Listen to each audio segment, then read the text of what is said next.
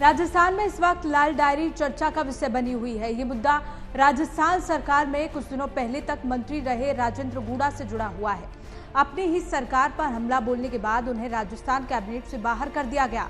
झुंझुनू जिले की उदयपुर वाटी विधानसभा सीट से विधायक राजेंद्र गूड़ा विधानसभा में लाल डायरी लेकर पहुंचे। इसके बाद जमकर हंगामा हुआ और सदन को स्थगित कर दिया गया। इन दिनों एक बार फिर लाल डायरी का मुद्दा गरमाया हुआ है, क्योंकि राजस्थान में विधानसभा चुनाव है और ऐसे में बीजेपी सरकार लाल डायरी को लेकर गहलोत पर जमकर हमला कर रही है।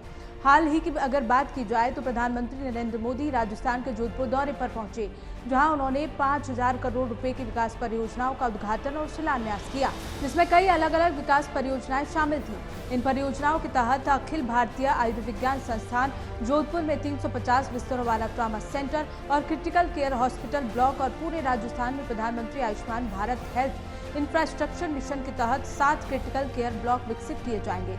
तो वहीं पीएम मोदी ने लोगों को संबोधित करते हुए कहा कि क्या आपने लाल डायरी के बारे में सुना है। लोगों का कहना है कि डायरी में कांग्रेस सरकार द्वारा किए गए भ्रष्टाचार का विवरण है, लेकिन सबसे पुरानी पार्टी डायरी के विवरण को कभी भी उजागर नहीं होने देगी।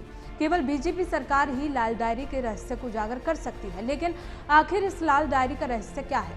क्यों बार बार बीजेपी सरकार इस लाल डायरी का जिक्र करती रही है और अभी भी चुनावी रैली में इसका जिक्र लगातार किया जा रहा है? तो आपको इस बात की जानकारी इस वीडियो में ही मिलेगी। दरअसल राजेंद्र गूड़ा का अब दावा है कि जब जुलाई 2020 में अशोक गहलोत सरकार संकट में थी और धर्मेंद्र राठौर के घर पर रेड चल रही थी, तब मुख्यमंत्री के ही निर्देश पर राजेंद्र गूड़ा ने फिल्मी स्टाइल में राठौर के घर से घुसकर लाल डायरी सुरक्षित बाहर निकाली थी। गूड़ा का दावा है कि उन्होंने डायरी मुख्यमंत्री के निर्देश पर ही निकाली थी और उन्हें तो डायरी को जला डालने की हिदायत भी दी गई थी। राजेंद्र गूड़ा का कहना है कि लाल डायरी में कांग्रेस सरकार द्वारा अपने बचाव के लिए उठाए गए हर उस कदम का लेखा जोखा है, जिन्हें गूड़ा ने काले कारनामे करार दिया।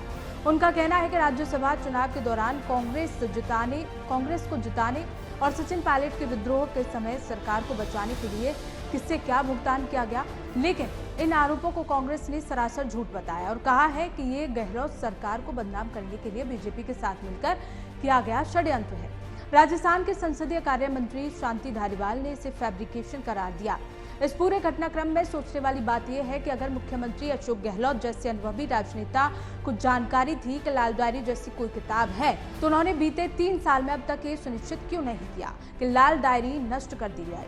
दूसरी तरफ विधानसभा पहुंचे राजेंद्र गूड़ा के हाथ से लाल डायरी छीनकर किसी ने फाड़ दी थी, लेकिन बाहर आकर उन्होंने दावा किया कि लाल डायरी का दूसरा भाग उनके पास अभी भी मौजूद है।